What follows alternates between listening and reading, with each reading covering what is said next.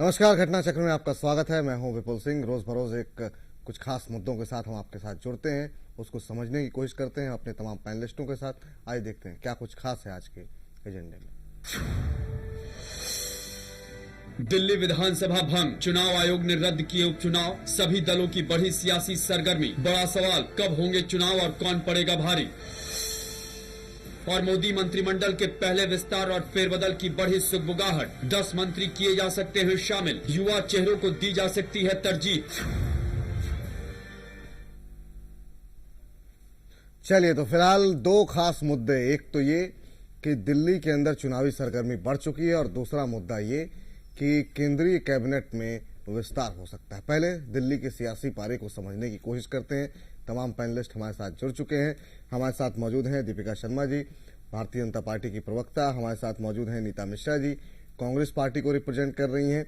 भूपेंद्र धर्माणी जी हमारे साथ मौजूद हैं वरिष्ठ पत्रकार के तौर पे। पुष्पेंद्र कुलशेष जी हमारे साथ मौजूद हैं वरिष्ठ पत्रकार के तौर पे। और अवधेश कुमार जी हमारे साथ मौजूद हैं वरिष्ठ पत्रकार के तौर पे। अवधेश जी, शुरुआत आपसे करना चाहेंगे और समझना चाहेंगे इस बार चुनाव में मुद्दे रहने क्या वाले हैं दिल्ली के अंदर, क्योंकि पिछली विधानसभा चुनाव जब हुए थे, लोकपाल का मुद्दा था, भ्रष्टाचार का मुद्दा था, तमाम सारे मुद्दों को लेकर के तमाम सियासी पार्टियां बात कर रही थी। अब न लोकपाल की बात सुनाई देती है, न भ्रष्टाचार की बात सुनाई देती है। इस बार क्या आपको लगता है कि जो चेहरे हैं वो मुद्दों पर भारी पड़ रहे हैं? क्या चेहरे तो हमेशा भारत में मुद्दों पर भारी रहे हैं, मुद्दे हमेशा पीछे जाते हैं, लेकिन मैं ये मानता हूं कि नेतृत्व भी एक मुद्दा होता है हमेशा।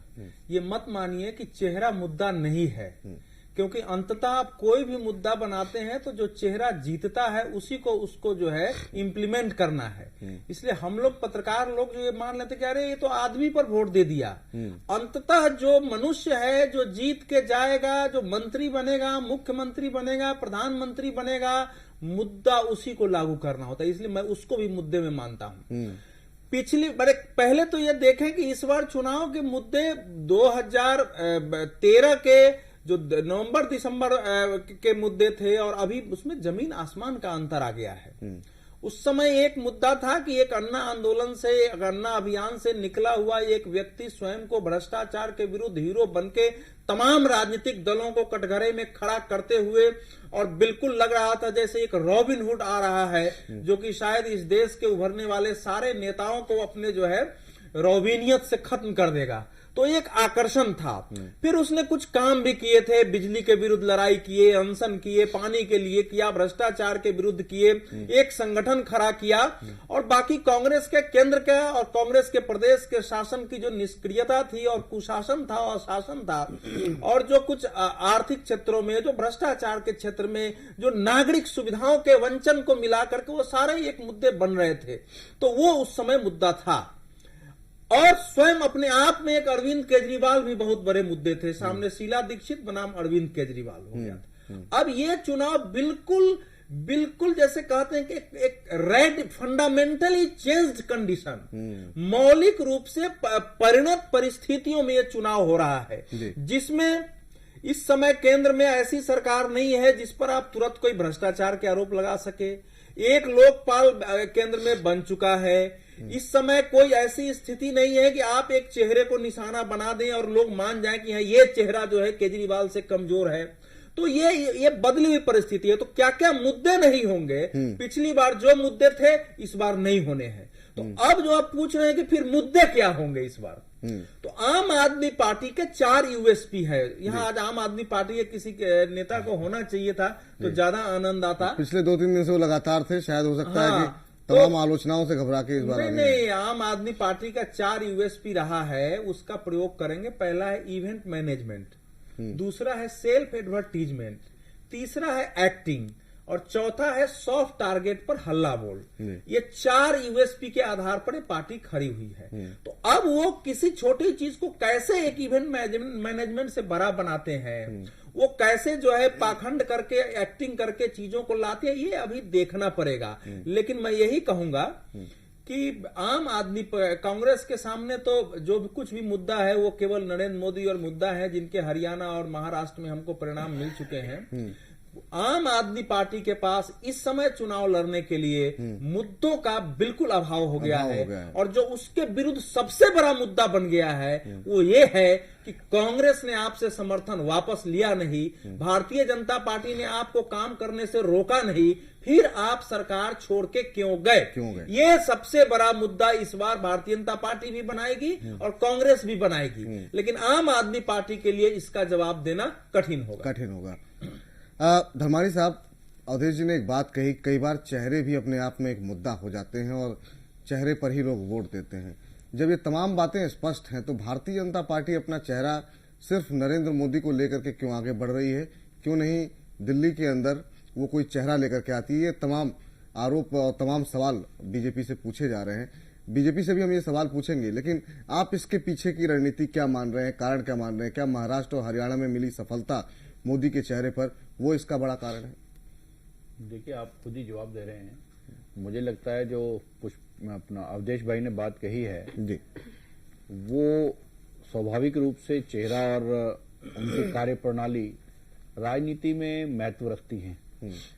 और बीजेपी ने जो अभी 2000 चुनाव का एक, अगर हम चुनावी गणित कह लें या चुनावी चेहरा कह लें, जी, बहुत लंबे समय के बाद भारतीय राजनीति में एक ऐसा चेहरा उभरा है जिसकी तरफ देश का 50% से अधिक, जिसको हम युवा वोटर कहते हैं, और अगर मैं ये कहूं कि लगभग 30% ऐसा जो पहली बार वोट कर रहा है, वो उससे प्रभावित है, उस चेहरे से प्रभावित है।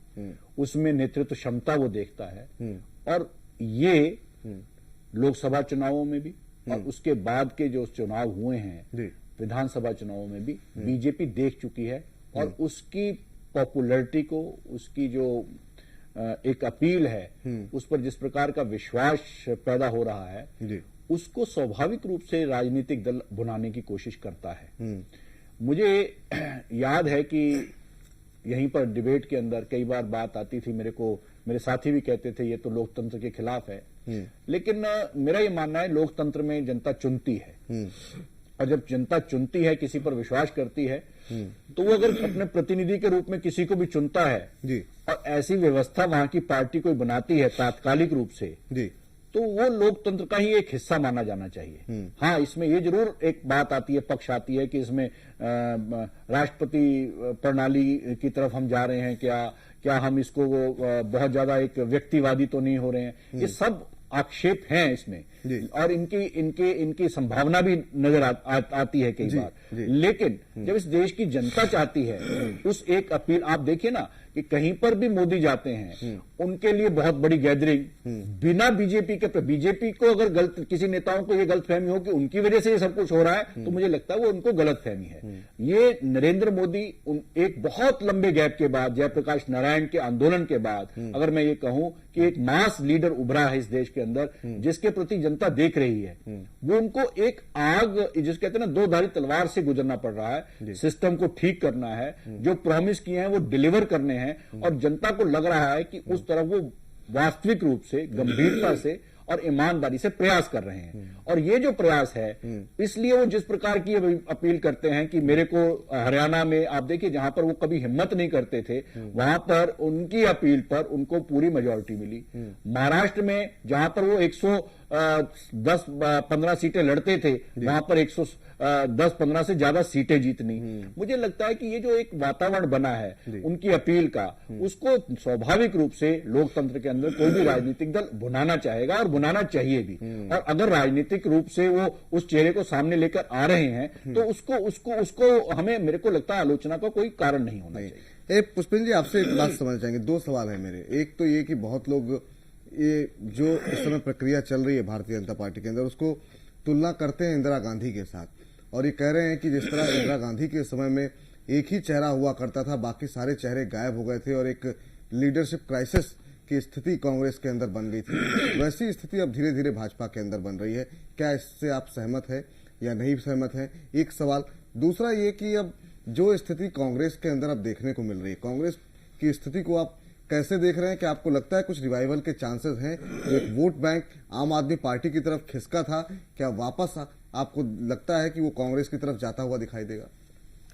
देखिए, जो पहला प्रश्न है आपका, उसके बारे में मेरा मानना यह है कि भारतीय जनता पार्टी ने अभी भारतीय राजनीति में सत्ता की, जो कह सकते हैं कि राजनीति या सत्ता को प्राप्त करने वाली जो सीढ़ी है, वो अभी चढ़ना शुरू की है।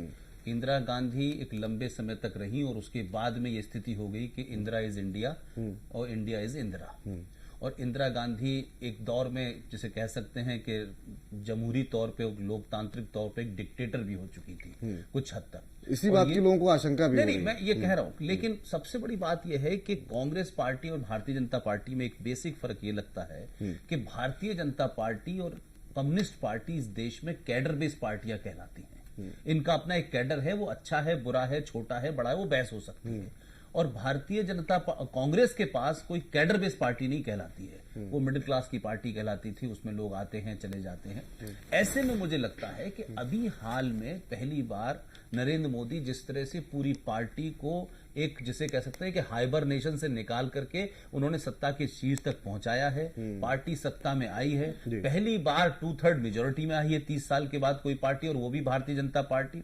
एक मजबूत प्रधानमंत्री की छवि क्रिएट की गई है। मुझे लगता है कि अभी ये कह देना बहुत जल्दबाजी होगी कि नरेंद्र मोदी जिस रास्ते पे चल रहे हैं वो इंदिरा गांधी जैसा रास्ता है और उसमें फिर जो है उसका हेड ऑन कोलिजन होने का डर है। मैं समझता हूं कि जिस पार्टी के अंदर अभी हाल में हरियाणा के अंदर जो मुख्यमंत्री बने, खुद नरेंद्र मोदी की बात की जा रही है, अभी महाराष्ट्र के मुख्यमंत्री बने हैं, ये तमाम सारे लोगों की जो मदर ऑर्गेनाइजेशन है आरएसएस, उसके अंदर सत्ता को लेकर के कहीं गलतफहमियां नहीं है और वही इनका फीडिंग चैनल है। बगैर आरएसएस के भारतीय जनता पार्टी की ये सरकार और बगैर आरएसएस के कोई पिछली सरकार के बारे में गुमान हो कि ये अपने आप बन गई है, मैं नहीं मानता। लिहाजा चेक एंड बैलेंस के लिए वो कैडर का जो इनका बहुत बड़ा संगठन है वो वहां मौजूद है और मुझे लगता है कि उससे पहले के हालात निकलेंगे उसमें बहुत सारी चीजें होंगी। आप जानते हैं कि अटल जी के जमाने में ये कोशिश होती रही, आडवाणी के जमाने में ये कोशिश होती रही, हाँ, लेकिन वर्तमान कार्यशैली जो है वो इसी तरीके से प्रदर्शित करती है कि जो नरेंद्र मोदी को नहीं अच्छा लगता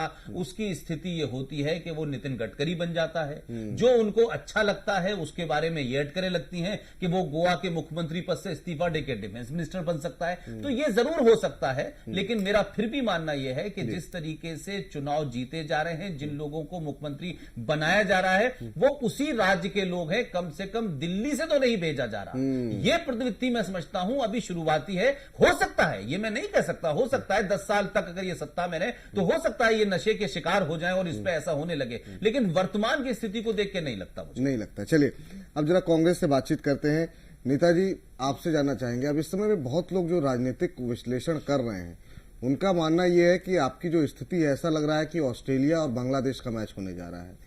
बहुत कमजोर टीम बताई जा रही है, आपकी तरफ से कोई जोरदार हमला नहीं हो रहा है, आपकी तरफ से कोई ऐसा मुद्दा नहीं उठाया जा रहा है, ऐसा लगे कि आप दिल्ली के अंदर जीवंत हैं। 8 सीटों पर आप सिमट गए थे, बहुत बुरी स्थिति देखने को मिली थी पिछली विधानसभा चुनाव में। इस बार क्या ऐसा आप करने जा रहे हैं जिसमें कम से कम आप मुकाबले में दिखाई दें? देखिए, सबसे पहले तो मैं ये कहना चाहूंगी कि बहुत देर से जो बात हो रही है उसमें जब भाजपा की बात होती है तो जो भाजपा की जो सक्सेस स्टोरी है उसको इतने विशाल रूप दिया जा रहा है, जबकि अभी भाजपा को आए हुए जुम्मा कुल 5 या 6 महीना लगा हुआ है। अभी तो देखिए, ये एक बच्चा भी जब आता है तो जेस्टेशन पीरियड होता है, एक 9 महीने का, 10 महीने का, तो कम से कम कुछ पीरियड तो निकल जाने दीजिए, तब इसका आकलन करिए इस तरह से जिस तरह से आप लोग कर रहे हैं। ठीक है, हरियाणा और महाराष्ट्र में आई, वहां पे और भी कई कारण थे। एक बहुत बड़ा हमारे कांग्रेस की हार के लिए एंटी इनकम्बेंसी का कारण रहा, और भी कई कारण, इस पे हम लोग कई बार बातचीत कर चुके हैं। वहाँ रीजनल पार्टीज का भी बहुत बड़ा रोल था। आपकी पार्टी की विशालता के बारे में क्या चर्चा करें इस समय, आप बताइए। देखिए, विशालता के बारे में चर्चा की आवश्यकता ही नहीं, जो इतनी पुरानी पार्टी है, इतने वर्ष पुरानी, जिसकी आइडियोलॉजी इतनी ठोस है, इतनी स्ट्रांग है, उसकी विशालता के बारे में चर्चा करने की आइडियोलॉजी खत्म होती जा रही है, चर्चा करने की तो आवश्यकता। देखिए, आइडियोलॉजी अपनी जगह पर है, आइडियोलॉजी जो है उसको छोड़कर लोगों ने करप्शन शुरू कर दी, भ्रष्टाचार शुरू कर दिया, इस वजह से हालात ये हुए। और उसी प्रकार से जनता जो है वो भी समझदार है, नकारती भी है, लेकिन जनता ही है जो अपनाती भी है, और जो भी जनता का मत होता है वो पार्टी स्वीकार करती है और अपने को उसी हिसाब से बदलने की कोशिश भी करती है। तो जहां तक हमारे दिल्ली के चुनाव की बात है तो एक देखिए, केजरीवाल जी का भी एक बलून सा था, आया एकदम से, आंदोलन से निकले केजरीवाल जी, और वो बलून अब इस कदर से वो केजरीवाल जी का प्लस आप पार्टी का वो जो गुब्बारा है वो पूरी तरह से बर्स्ट हो चुका है, खत्म हो चुका है। उस गुब्बारे को सत्ता पे तो आप ही ने पहुंचाया। देखिए, सत्ता पर इसलिए पहुंचाया क्योंकि कई चीजें हैं, जब इलेक्शन होता है तो एक बहुत बहुत बड़ा खर्चा होता है एक्सचेकर का, उसका ध्यान रखा। जनता की, जो दिल्ली की जनता थी, वो क्या चाहती थी, वो एक यहाँ पर एक सरकार चाहती थी, स्टेबल सरकार चाहती थी, इसलिए एक आप पार्टी को सहयोग दिया गया जिससे वो सरकार बना सके। लेकिन और मुद्दों पर जो थे वो उनको आउटलाइन किया गया, उस पर काम करा जा। कांग्रेस के गुब्बारे में हवा कैसे भरेंगे इस बार? देखिए, क्या करने जा रही हैं, किस मुद्दे को उठाने जा रही हैं? अभी तक मुद्दा स्पष्ट नहीं है, किस मुद्दे को लेकर के, किस चेहरे को लेकर के आप जा रही हैं, इस बारे में कांग्रेस, ऐसा लग रहा है कि जो मुकाबला हो रहा है वो बीजेपी वर्सेस आम आदमी पार्टी हो रहा है। कांग्रेस के बारे में कोई चर्चा ही नहीं कर रहा। आम आदमी, वही मैं कहना चाह रही हूँ कि जनता के सामने कांग्रेस के अलावा कोई विकल्प है नहीं। भाजपा का जहाँ तक रोल था, उन्होंने जो जहाँ जहाँ रीजनल पार्टीज अपना रोल प्ले कर रही थी, वहाँ उन्होंने पूरी कोशिश करी, सत्ता में आए, सरकार बनाई। लेकिन दिल्ली जैसी स्टेट में जहाँ पे केवल ही 2 ही पार्टियां ज्यादातर, राजस्थान में कोई रीजनल पार्टी नहीं थी, हरियाणा में कोई रीजनल पार्टी नहीं थी। कुछ जब सेंटर पे आ जाती है किसी को भी, ये तो आप जानते ही अच्छी तरह से, जो भी पार्टी अपनी सरकार बनाती है उसका कुछ एक रिपेल इफेक्ट तो होता ही है, तुरंत बाद ही होता है। तो वहाँ पे ये इस तरह का कुछ रिजल्ट निकल के आया। लेकिन जहाँ तक दिल्ली की बात है, मुझे लगता है कि कोई कमियां अगर हैं तो उनको जरूर, अभी तक देखिए आप भी जानते हैं कि प्रेसिडेंट रूल था, यहाँ पर कोई खास काम करने का या मुद्दों को उछालने का मौका भी नहीं था। लेकिन अब जब समय आया है तो मुझे लगता है कि कहीं अगर कमजोरियां हैं तो कांग्रेस पार्टी बिल्कुल, मुद्दा रहेगा क्या आपका? जो लीडर्स हैं, देखिए मुद्दा तो ऐसा तो नहीं, कोई मुद्दा नहीं है। नहीं, सुनिए, मुद्दा उछालने की या मुद्दे पे काम करने, पार्टी ने इतना काम किया है, 3 टेन्योर लगातार शीला जी के समय में, जो भी यहाँ डेवलपमेंट हुआ पिछले 15 साल में, दिल्ली को कहां से कहां पहुंचाया गया। अरे मजबूरी है, तो उसी डेवलपमेंट को तो दरकिनार कर दिया और 8 सीटें पहुंचा दी आपको। और ये दूरी, जनता को ये समझ में आएगा कि जनता भी भ्रमित हो जाती है, ऐसा नहीं है। तो अगर भ्रमित हुई तो वापस अपने घर वापस लौट के आएगी जनता। मुझे पूरा विश्वास है कि कांग्रेस इस बार फिर से सरकार बहुत लोग तो ऐसा कह रहे हैं कि जनता घर पे वापस हो सकता है, घर लौट के ना आए, आपको ही घर भेज दे वापस, जैसी स्थिति दिखाई दे रही है। हमारा तो घर जनता के साथ है। चलिए, जहाँ जनता चाहे। चलिए जरा बीजेपी से भी बातचीत कर लेते हैं। दीपिका शर्मा जी हमारे साथ हैं, प्रवक्ता भारतीय जनता पार्टी की। दीपिका जी, कह सकते हैं कि भारतीय जनता पार्टी का अब तक का स्वर्णिम दौर इस समय कह सकते हैं, अब जब से वो राजनीति में है, चाहे लोकसभा चुनाव हो, विधानसभा चुनाव हो, हर जगह आपको जीत हासिल हो रही है। जानना ये चाहेंगे कि ये जो अभी जो मैं सवाल पुष्पेन जी से भी कर रहा था, हमारी से भी कर रहा था, ये समझने की कोशिश की, ऐसी स्थिति लग रही है कि तमाम राजनेता जो आपके पार्टी के लीडर्स हैं वो पीछे हटते जा रहे हैं एक चेहरे के आगे। आपने दिल्ली के अंदर जब आप चुनाव लड़ने जा रही हैं, तमाम चीजें आपके साथ सकारात्मक रूप में दिखाई दे रही है इस समय, लेकिन क्यों नहीं, जैसे आपने हर्षवर्धन जी का नाम डिक्लेयर किया था, इस बार भी कोई नाम चेहरा क्यों नहीं, उनके नाम पे आप चुनाव लड़ रही हैं किसी और व्यक्ति को आगे करके? नहीं विपुल, ये देखिए, हर पार्टी की अपनी प्रिविलेज होती है, उसके अधिकार होते हैं कि वो किसको प्रोजेक्ट करे, किसको नहीं करे, वो कब करे, वो क्यों नहीं करे। हर पार्टी की अपनी रणनीति होती है। कांग्रेस ने भी कोई फेस प्रोजेक्ट नहीं किया, हमने भी कोई फेस प्रोजेक्ट नहीं किया, आम आदमी के पास कोई फेस प्रोजेक्ट करने को है नहीं सिवाय बीजेपी हमेशा कहती थी, बीजेपी इस बात का आरोप लगाती थी कांग्रेस के ऊपर और बाकी पार्टियों को, भाई चेहरा क्यों नहीं आगे कर रहे हैं, और चेहरा सबसे आगे रखने की एक जो प्रक्रिया है वो बीजेपी ने शुरू की, चाहे अटल बिहारी वाजपेयी रहे हों, आडवाणी रहे हों, नरेंद्र मोदी रहे हों। तो देखिए, ये राजनीतिक दल हैं, यहाँ पे रणनीतियां बदलती हैं समय और काल और क्षेत्र के हिसाब से। आप एक पॉलिटिकल बॉडी, एक ऑर्गेनिक बॉडी होती है, वो हर समय बदल रही होती है, बढ़ रही होती है। दूसरी बात यह है कि जहां तक चेहरे की बात है, तो आपने देखा कि हरियाणा में, महाराष्ट्र में हमने बहुत अच्छा परफॉर्म किया, और मैं समझती हूं कि जब एक सामूहिक दल चुनाव में जाता है और उसके बाद depending upon the election results वो अपने लीडर को चुनता है, और अगर पार्टी को मेजोरिटी मिलती है तो जो उसका लीडर होता है वो मुख्यमंत्री बनता है। तो मैं समझती हूँ इस रणनीति में कोई भी दिक्कत कहीं पे नहीं है।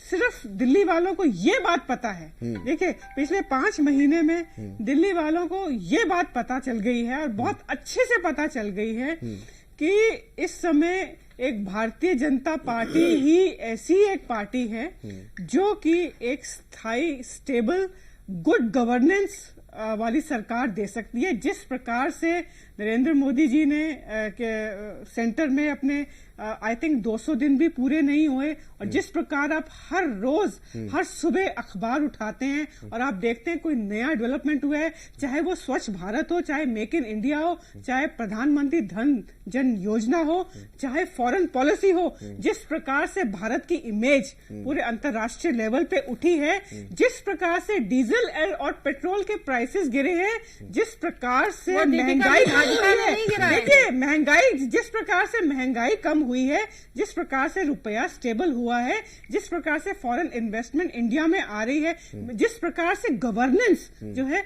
करप्शन फ्री की तरफ बढ़ती जा रही है, क्लियर एंड ट्रांसपेरेंट, तो ये सारी जनता देख रही है। अरविंद केजरीवाल का ड्रामा, 49 डेज का ड्रामा से दिल्ली वाले कंप्लीटली थक चुके हैं और वो अरविंद केजरीवाल को नकार रहे हैं। एक साल पहले नरेंद्र मोदी जी ने ही कैंपेन किया था और सत्ता के बहुत नजदीक आकर के आप छूट गए थे। इस बार तो ऐसी स्थिति क्या दिखाई दे रही है?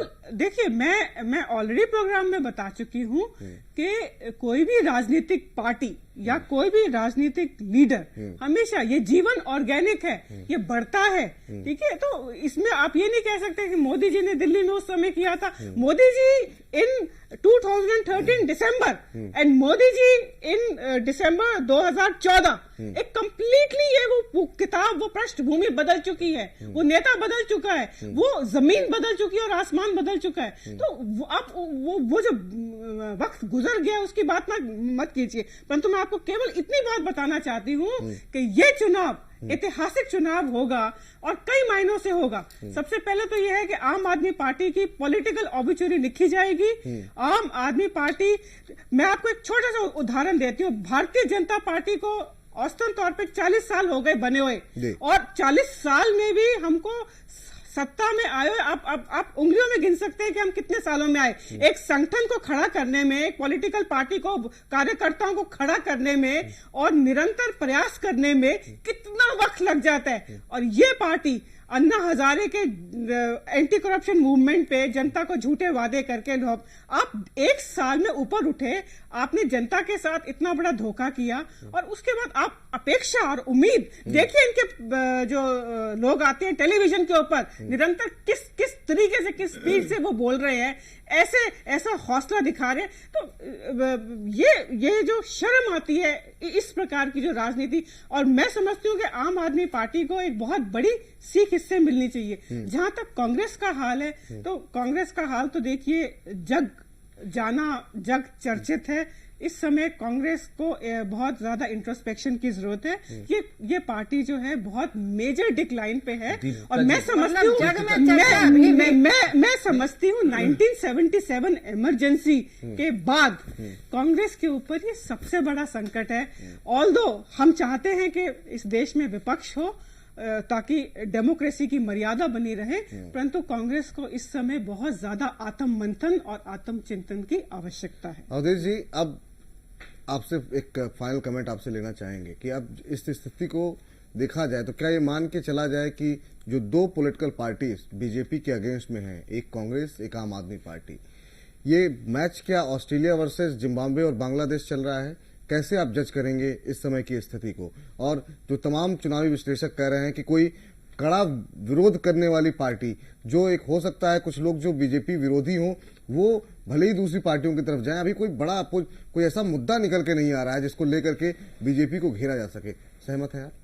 थोड़ा ये निष्कर्ष जो है मैं इससे 100% सहमत नहीं हो सकता हूँ। हालांकि दीपिका जी जब कह रही थी कि जमीन और आकाश बदल गया तो मैंने ऊपर देखा, लेकिन यहाँ तो आकाश दिखाई दे नहीं रहा था कि जरा देखूं कि आकाश में क्या क्या बदला है। जमीन पर तो थोड़ी बहुत बदल जरूर दिखाई दे रही है। मेरा कहना यह है कि देखिए जो पिछला लोकसभा चुनाव था उसमें विधानसभा में 60 सीटों पर भाजपा को बढ़त मिली थी। बिल्कुल 10 सीट पर आम आदमी पार्टी को मिली थी, कांग्रेस कहीं नहीं थी। भारतीय जनता पार्टी को 46.4% वोट मिला था और आम आदमी पार्टी को 33.0% वोट, कांग्रेस घट के 15% पर आ गई थी। तो ये संभव नहीं है कि कांग्रेस 15 से 30 हो जाए और भारतीय पार्टी 46 से 25 हो जाए, ये तो हो नहीं सकता है। या आम आदमी पार्टी 32 से 40 हो सकती है। हाँ, तो टकराव जो होने वाला है वो आम आदमी पार्टी और भारतीय जनता पार्टी के बीच होने वाला है। ये सच है। लोग भले कहें कि इस बार आम आदमी पार्टी खत्म हो जाएगी, लेकिन मैं ये मानता नहीं हूं, क्योंकि अरविंद केजरीवाल और बाकी लोग 24 घंटे अपना काम कर रहे हैं। हमारी उनसे असहमति जरूर है, उनके तरीकों से वो पाखंडी तरीका जरूर है, लेकिन लोगों के बीच जाके लगातार काम करना, लगातार उनके मुद्दों के साथ रहना, उनके जुड़े रहना, एक एक आदमी के पास जो है दिवाली के फलाने के ग्रीटिंग्स जाना, बूथ वाइज मीटिंग करना, ये सब उनके कार्यक्रम चल रहे हैं। तो बिल्कुल उनके जाने से उनकी छवि खराब हुई है, उन पर असर पड़े हैं, लोग उन पर विश्वास करने को अब तैयार नहीं है, वो लगातार माफी मांग रहे हैं। लेकिन लोकसभा चुनाव में भी हमने देखा है कि 28 से बढ़ के 4% उसका वोट बढ़ गया था। तो वो एक फाइट में है, और वो ऐसी फाइट है कि बाकी चूंकि वो परंपरागत ट्रेडिशनल पॉलिटिशियन नहीं है, इसलिए वो ऐसी ऐसी चीजें करेंगे जिनसे डील करना भारतीय जनता पार्टी को थोड़ा कठिन होगा, क्योंकि वो कोई ना कोई ऐसा इशू उठाएगा जो कि आप सोचेंगे ही नहीं कि ये इशू हो सकता है। कुछ न कुछ ऐसी बातें ले आएंगे और जनता में फैलाएंगे जिसको आप मान ही नहीं सकते हैं।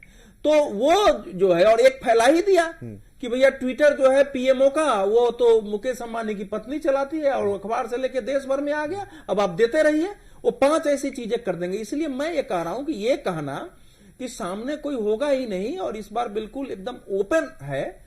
शायद वोट के मामला में कुछ हद तक सही हो, लेकिन चुनावों में आम आदमी पार्टी के रहने से जरा दिलचस्प, जरा रोमांचकारी, जरा मजेदार मुकाबला होगा। और दिल्ली का चुनाव महाराष्ट्र और हरियाणा से ज्यादा लोगों के देखने और कौतूहल वाला होगा। आप कांग्रेस के रिवाइवल के कोई चांस देखते हैं? मुझे कांग्रेस के रिवाइवल का, कांग्रेस स्वयं ही इस स्थिति में नहीं है कि वो अपने आप का पुनरुत्थान कर सके।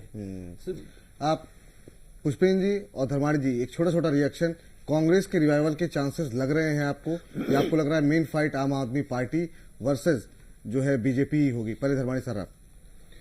देखिए, मुझे ये लगता है, मैं अवधेश जी की बात से सहमत यहाँ पर नहीं हूँ। मुझे लगता है कि जो 49 डेज का आपका चरित्र रहा है, जिस प्रकार की एक फीडबैक मिल रही है, मैं अगर ये कहूं कि एक बहुत बड़ा सेगमेंट ऑटो रिक्शा चालकों का था जो उनके पीछे था, लगभग हर दूसरे या तीसरे ऑटो रिक्शा के पीछे केजरीवाल नजर आते थे, अब वो नहीं है।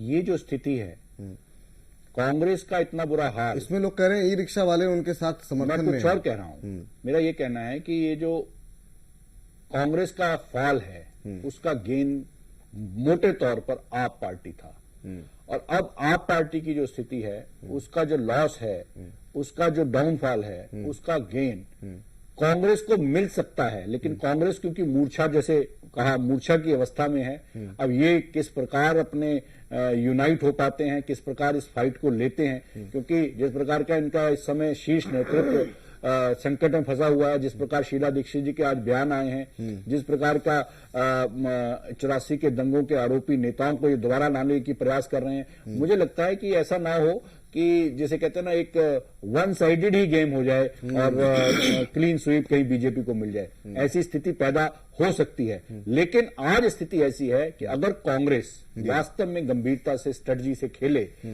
दिल्ली के चुनाव को, तो उस चुनाव में जो इन्होंने ग्राउंड लूज की है, वो कुछ हद तक रीगेन कर ये नंबर 2 पर आने की स्थिति में बन सकते हैं।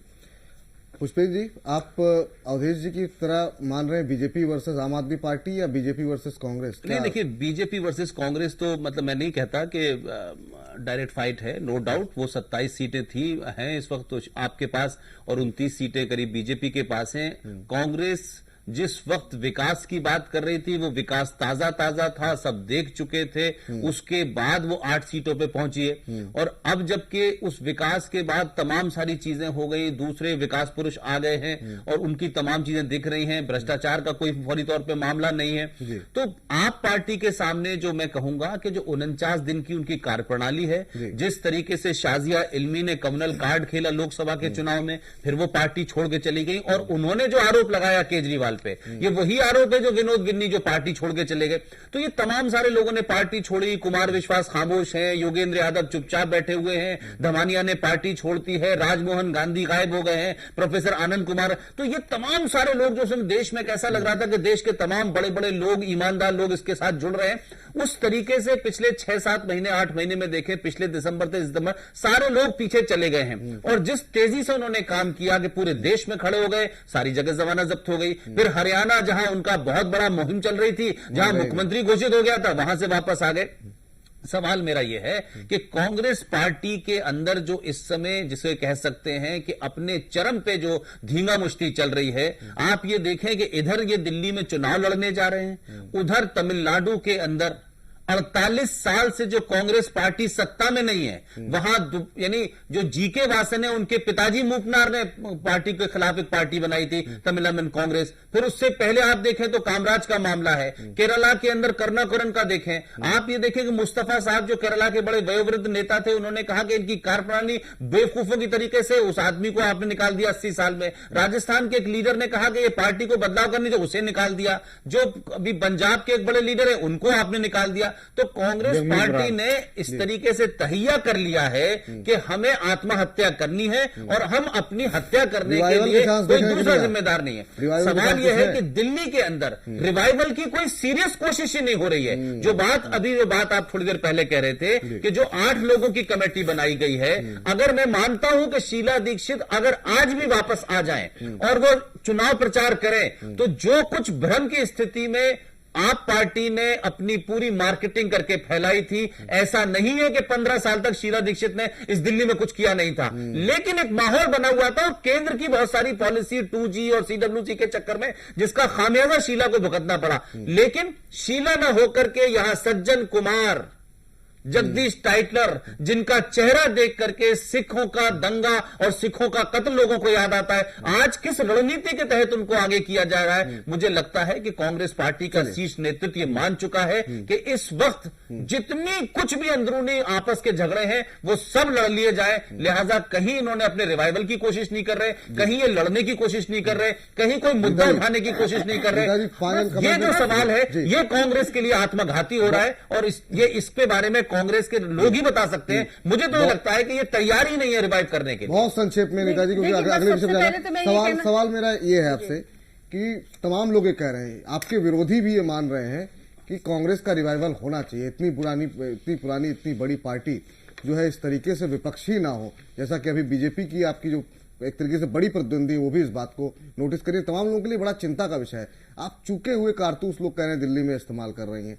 शीला दीक्षित के साथ कम से कम 3 टर्म उन्होंने आपको सत्ता का सुख जो है करवाया, तमाम मुद्दों को लेकर के। एक बार वो चुनाव हारी क्या, उनको आपने बिल्कुल किनारे कर दिया। लोग कह रहे हैं उनको अगर आप लेकर के आते तो आज उन्होंने टेलीविजन पर बयान दिया कि मैं चुनाव नहीं लड़ूंगी, स्थिति थोड़ी बेहतर होती है, मदद करने के लिए तैयार हूं। सबसे पहले तो जो अभी आपने कहा पुष्पेंद्र जी की आत्मघाती सिद्ध होगा अगर ये जो 8 नावों की टीम अगर आती है, मान लीजिए चुनाव प्रचार में या इनको लड़वाया जाता है, तो पहली बात तो शायद मुझे लग रहा है लड़वाया जाता है, ये डिसाइड करेंगे।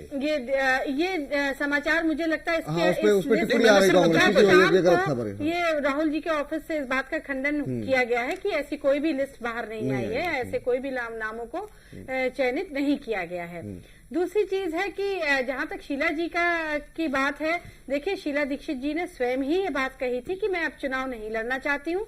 और इस समय मैं आप लोगों को बता दूं, यदि आपको इस बात की पता ना हो कि जो नेहरू जी का जो 125वीं सालगिरह का जो सेलिब्रेशन है, इस पे जो ग्लोबल कॉन्फ्रेंस बहुत बड़े लेवल पे होने जा रही है, इस पे शीला जी को ही उसका कार्यभार दिया गया है। तो शायद उसमें वो थोड़ी सी इस समय व्यस्त है, लेकिन उन्होंने ऐसा कहा कि वो एक्टिवली चुनाव में लड़ना नहीं चाहती। एट द सेम टाइम मुझे लगता है कि उनको जो वो एक इतने इम्पोर्टेंट रिसोर्स है हमारी पार्टी के लिए इतना उनका कद है, इतना बड़ा कद है दिल्ली की राजनीति में और देश की राजनीति में कि मुझे नहीं लगता कि ऐसे कितना लोगों बड़ा? का कितना बड़ा देश की राजनीति? सब बड़ा है लेकिन सोनिया से छोटा है। तीन बार वो तो यहाँ 3 पे बार चीफ सोनिया मिनिस्टर गांधी के रही कृपा से है, रही। इसलिए जो भी विकास कार्य किए गए अभी राहुल थोड़ी देर गांधी पहले क्यों नहीं कहा खुल गया, के आ रहे हैं, क्यों नहीं सामने आ रहे हैं? राहुल वर्सेस हाथ मोदी जोड़ क्यों नहीं रहे हो रहा है थे मामला? राहुल देखिए, को अभी- सवाल अभी को आज दिल्ली में कांग्रेस अभी- के चुनाव की जो कमान किसके पास है? कौन लड़ेगा चुनाव? ये- वो तो हो गया हारून यूसुफ और ये अरविंदर सिंह सिंह लवली। अभी ऐसा कुछ भी हारून घोषणा यूसुफ नहीं कहाँ की ओखला में चुनाव गई। लड़ेंगे? ये हाइपोथेटिकल बातें करने से हमारी समझ में कोई भी यहाँ लाभ होने नहीं जा रहा। अभी ये लोग हमारी इस पार्टी के सीनियर लीडर चलिए। थे दिल्ली प्रदेश के, और समय थोड़ा सा अध्यक्ष है आपकी समय पार्टी आने पर- का। चलिए फिलहाल एक- समय आने में बता देंगे 15 चलिए फरवरी एक के छोटे बाद। से ब्रेक के लिए रुक रहे हैं, लेकिन अभी तक की स्थिति ये है जो तमाम पैनलिस्टों और तमाम लोगों की राय निकल के आई वो ये है कि निश्चित रूप से एक बड़ी लीड के साथ बीजेपी आगे चल रही है। नंबर 2 पे कौन होगा इसको लेकर के भी आम आदमी पार्टी पे ज्यादातर लोग सहमत हैं। कांग्रेस क्या वाकई में रिवाइव कर पाएगी ये कहना अभी भी काफी लोग संशय में, लेकिन अभी लंबा समय है। 3-4 महीनों में राजनीति किस तरह से बदलेगी अगले 2-3 महीनों में ये भी देखना दिलचस्प होगा। एक छोटा सा ब्रेक और ब्रेक के बाद हम बात करेंगे केंद्रीय मंत्रिमंडल के विस्तार की।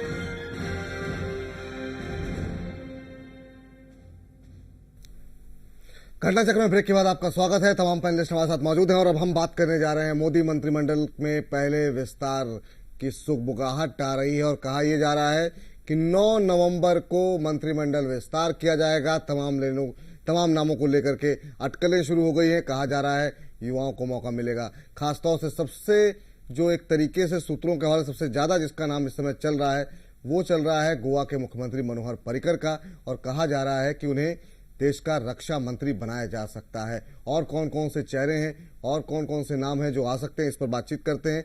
और हमारे साथ तमाम पैनलिस्ट मौजूद हैं। हमारे साथ दीपिका शर्मा जी हैं, प्रवक्ता भारतीय जनता पार्टी की, नीता मिश्रा जी हैं, नेता कांग्रेस पार्टी की, भूपेन्द्र धर्माणी जी हैं, वरिष्ठ पत्रकार, पुष्पिन कुशेष जी हमारे साथ वरिष्ठ पत्रकार हैं, अवधेश कुमार जी हमारे साथ वरिष्ठ पत्रकार के रूप में मौजूद हैं। सबसे पहला सवाल धर्माणी साहब आपसे जानना चाहेंगे, ये जो मंत्रिमंडल विस्तार हो रहा है, कहा यह जा रहा है जिस तरीके से नामों की चर्चा अब शुरू हो गई है, अनुराग ठाकुर के नाम सामने आ रहे हैं कि उनको मौका मिल सकता है। इसके अलावा बिहार में 1-2 नाम सामने आ सकते हैं। कहा जा रहा है कि पूनम महाजन भी बन सकती हैं। कैसे देख रहे हैं इस मंत्रिमंडल विस्तार को, और इसके पीछे जब मंत्रिमंडल विस्तार होगा तो फिर उसमें वरीयता किसे दी जाएगी, राज्यों को, युवाओं को या चेहरों को? देखिए, मुझे लगता है कि मंत्रिमंडल विस्तार जो है काफी समय से ही चर्चा में है और हमें ये मानना चाहिए कि जिस प्रकार कई मंत्रियों को बहुत मंत्रालय दिए हुए हैं तो शुरू से ही ये साफ इंडिकेशन था कि मंत्रिमंडल विस्तार जल्दी होगा। विधानसभा चुनाव और विधानसभा चुनावों के बाद की जो स्थिति है जी, उसमें मुझे लगता है कि अब ऐसा समय है, क्योंकि दूसरा संसद का सत्र आ रहा है जी, उससे पहले मोदी जो है अपने मंत्रिमंडल का विस्तार कर मंत्रालयों में जो महत्वपूर्ण मंत्रालय हैं, जैसे डिफेंस की आपने जिक्र किया, ग्रामीण विकास मंत्रालय है, इन मंत्रालयों को फुल टाइम मंत्री देने के लिए जो पिछले लंबे समय से प्रयास चल रहा है उसको अब अंजाम देना चाह रहे हैं।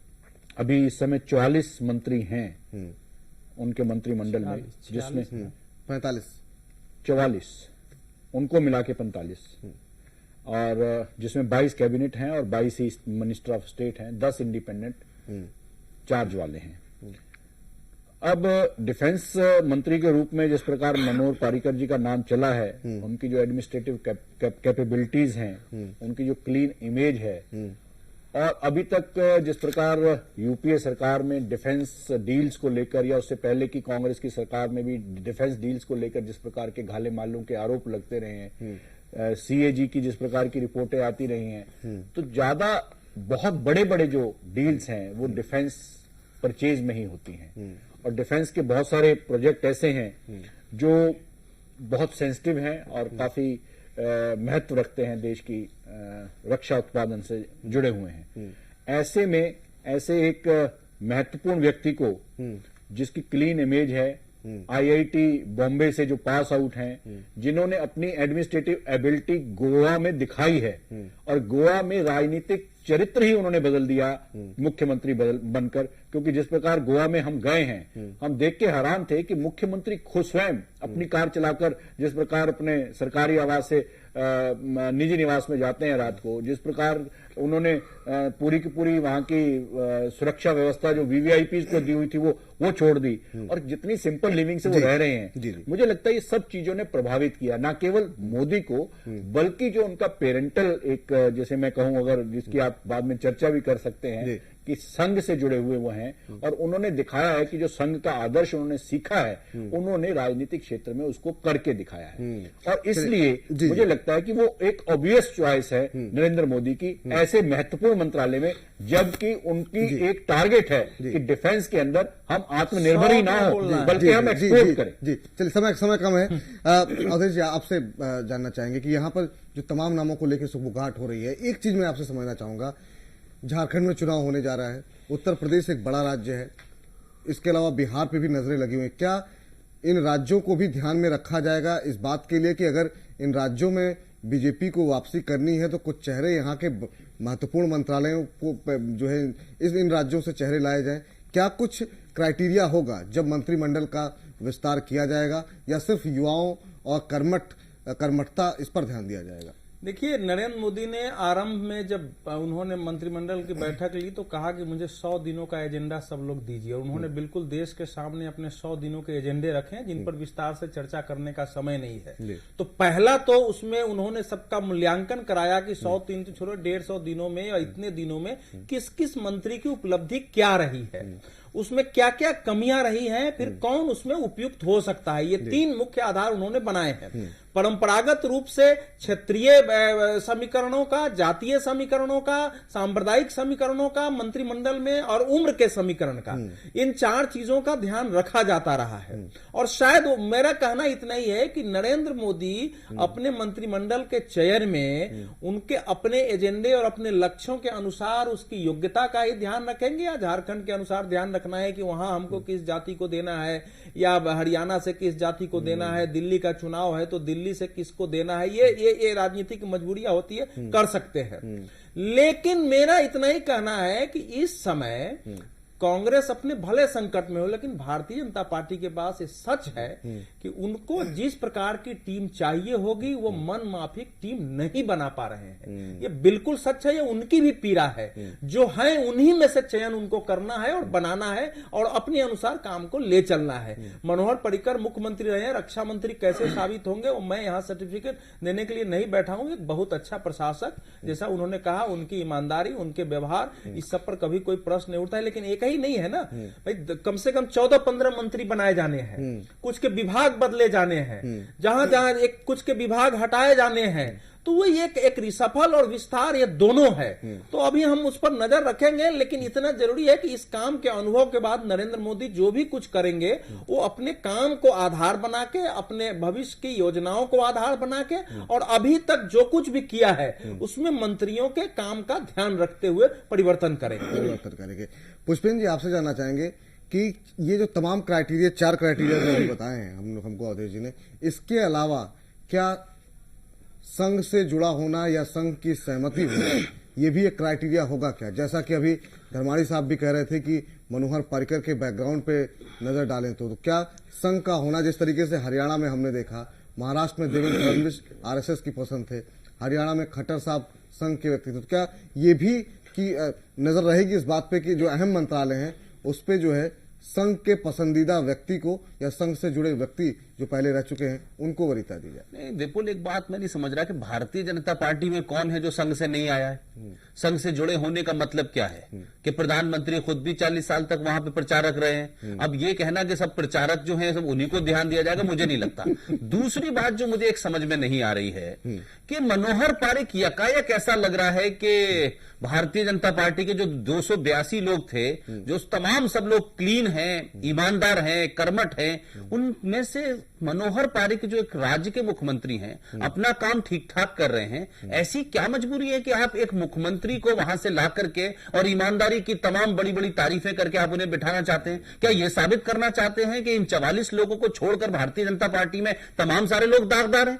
ये मुझे समझ में नहीं आता। और दूसरी बात, जो इस बार वर्तमान मुख्यमंत्री जो उनके मंत्रिमंडल में है, क्या उनके दामनों पे दाग नहीं है? चाहे कोई उत्तर प्रदेश का मुख्यमंत्री कुछ दिन के लिए रहा हो, चाहे कोई दिल्ली का मुख्यमंत्री कुछ दिन के लिए रहा हो, क्या इन सब के दामन पे दाग नहीं है? आरोप तो सब पे लगे, लेकिन ये कह देना कि साहब सिर्फ मनोहर पारिक जो है महान है और आईटी उन्होंने किया है और ये किया है, मेरी वो किया जो है। मोहब्बत बुरी है, मजा मेरा इसमें कहना इतना, है, मगर किसी मेरा ये कहना है मोहब्बत का भी कि तो क्या देखो शिवराज लोगों सिंह के। चौहान ईमानदार नहीं है? क्या डॉक्टर रमन सिंह ईमानदार नहीं है? सवाल यह है कि 25 सीटें देने वाले राजस्थान से क्यों नहीं मंत्री है भाई?